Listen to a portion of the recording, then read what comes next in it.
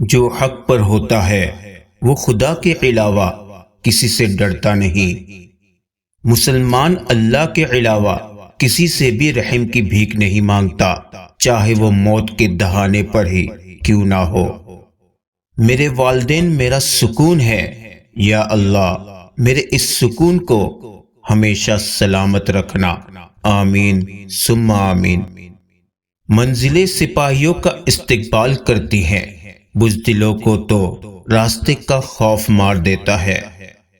اس دنیا میں صبر سے بہتر کوئی معلم تمہیں نہیں مل سکتا۔ تم اس کی مصلحت کو نہیں جانتے، مگر وہ رب تمہاری ہر تکلیف کو جانتا ہے۔ مرتے دم تک یہ مت کہو کہ میں کامل ہوں، کامل صرف اللہ کی ذات ہے، ہم صرف حق کی راہ کے مسافر ہیں۔ جہاں بھی رہو مخلص ہو کر رہو، کیونکہ آپ نے اللہ کو بھی جواب دینا ہے۔ جنہیں اللہ سے مانگنے کی عادت ہو وہ زندگی میں کبھی خالی ہاتھ نہیں رہتے۔ پاک ہے میرا رب جو دلوں کا حال جانتا ہے، مگر پھر بھی دنیا کے سامنے ہمیں رسوا نہیں کرتا۔ بس یقین رکھو آپ اس رب پر جو آپ کی برداشت سے زیادہ آپ پر بوجھ نہیں ڈالتا۔ صراط مستقیم کا مطلب ہے سیدھا راستہ، وہ راستہ جہاں کئی موڑ پر ہمارا بار بار امتحان لیا جاتا ہے۔ ہم سادگی میں جھک کیا گئے، تم نے گرا ہوا ہی سمجھ لیا۔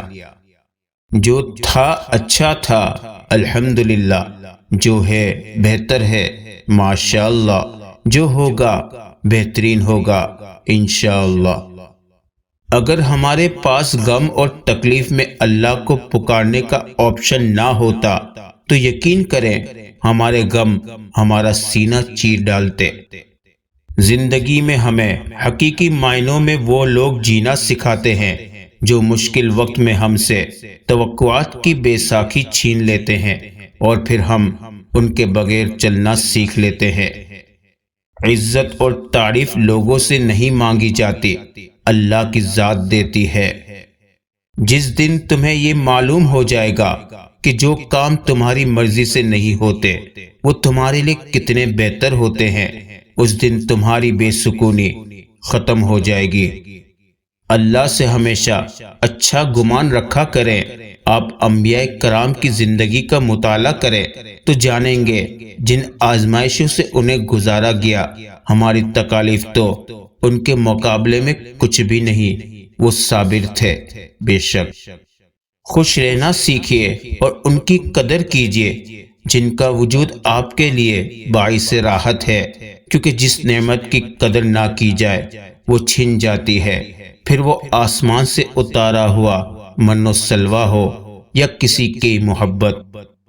تم سزا جزا کا اختیار اپنے ہاتھ میں لینے کی کوشش مت کرو۔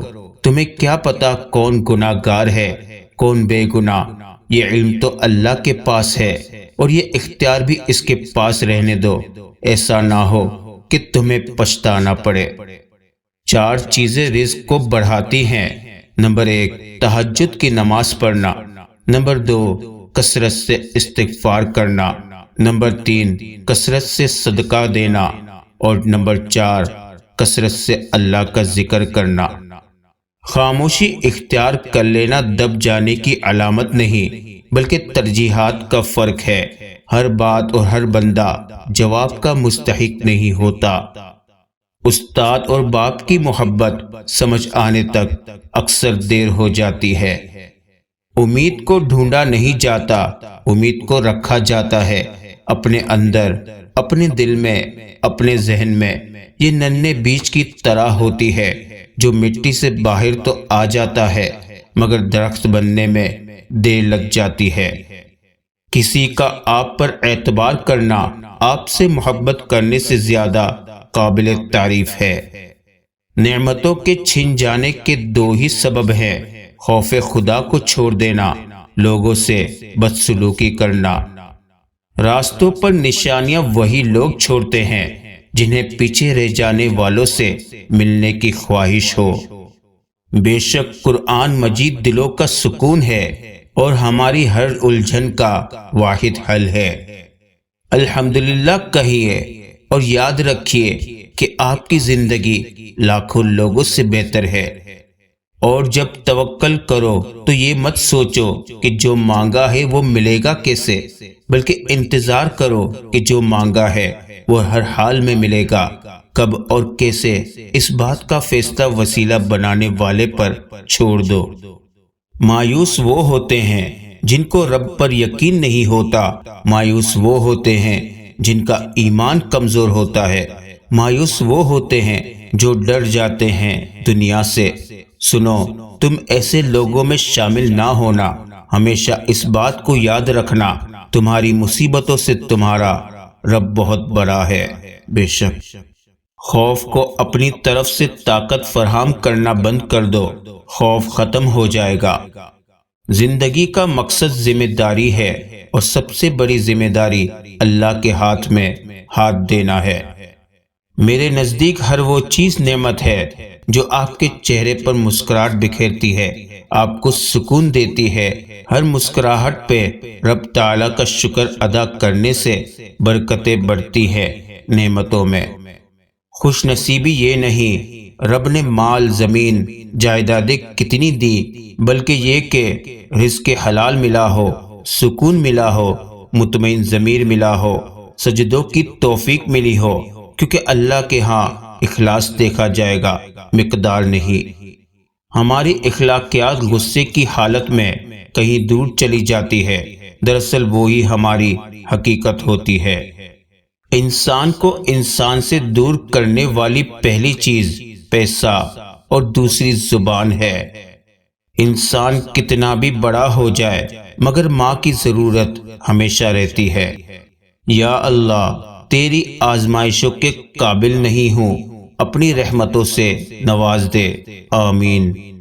مہمان آئے تو دل اور گھر کے دروازے کھول دیتے ہیں، بند تو کم ظرف کرتے ہیں۔ ہر اگنے والی چیز یہ بتاتی ہے کہ انسان جو بیجتا ہے وہی کاٹتا ہے۔ اے میرے دوست، اگر تم سمجھدار ہو تو محبت کے سوا کچھ نہ بیجو۔